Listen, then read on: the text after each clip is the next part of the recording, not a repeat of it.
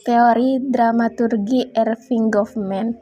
Pernyataan paling terkenal Goffman tentang teori dramaturgis dalam bukunya berjudul Presentation of Self in Everyday Life yang diterbitkan tahun 1959.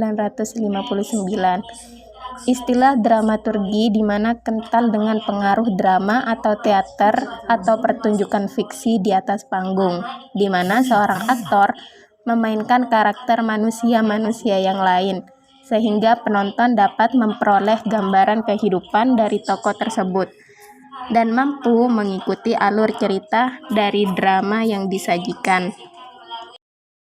Akar teori interaksi simbolik ada 3. Yang pertama yakni realitas yang sejati tidak pernah ada di dunia nyata, melainkan secara aktif diciptakan ketika kita bertindak di dan terhadap dunia.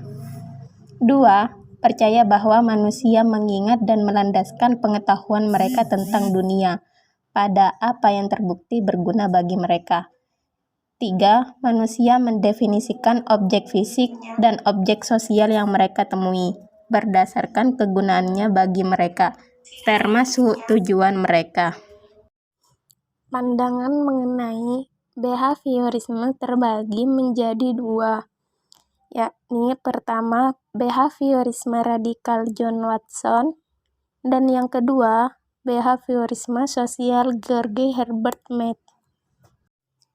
Adapun pandangan behaviorisme radikal John Watson yakni behaviorisme radikal mereduksi perilaku manusia kepada mekanisme yang sama dengan yang ditemukan pada tingkat hewan lebih rendah atau inframanusia.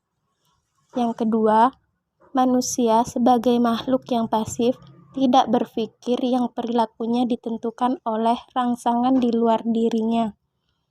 Yang ketiga, menolak gagasan bahwa manusia memiliki kesadaran bahwa terjadi suatu proses mental tersembunyi yang berlangsung pada diri individu, di antara datangnya stimulus dan bangkitnya perilaku.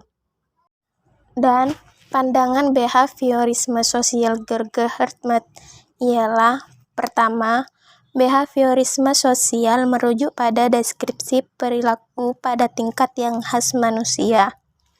Kedua, konsep dasarnya ialah tindakan sosial yang juga mempertimbangkan aspek tersembunyi yang membedakan perilaku manusia dengan perilaku hewan.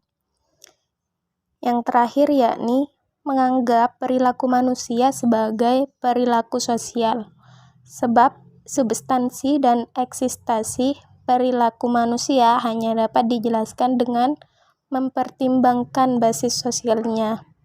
Nah, dapat disimpulkan teman-teman bahwa Mead telah memperluas teori behavioristik dengan memasukkan apa yang terjadi antara stimulus dan respon itu.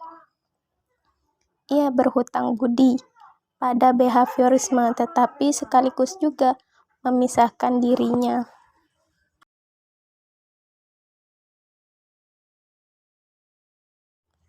Premis-premis interaksionisme simbolik. Pertama yakni individu merespon suatu situasi simbolik, di mana individu dipandang aktif untuk menentukan lingkungan mereka sendiri.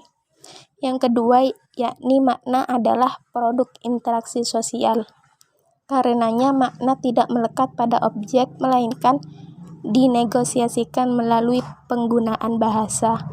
Yang ketiga, makna yang diinterpretasikan individu dapat berubah dari waktu ke waktu, sejalan dengan perubahan situasi yang ditemukan dalam interaksi sosial. Perubahan interpretasi dimungkinkan karena individu dapat melakukan proses mental yakni berkomunikasi dengan dirinya. Prinsip-prinsip teori interaksi simbiolik. Di antaranya yakni 1. Manusia tidak seperti hewan rendah, namun manusia diberkahi dengan kemampuan berpikir. Yang kedua, kemampuan berpikir itu dibentuk oleh interaksi sosial.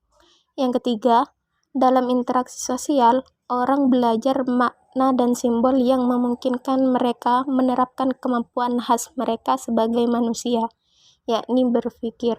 Yang keempat, makna dan simbol memungkinkan orang melanjutkan tindakan dan interaksi yang khas.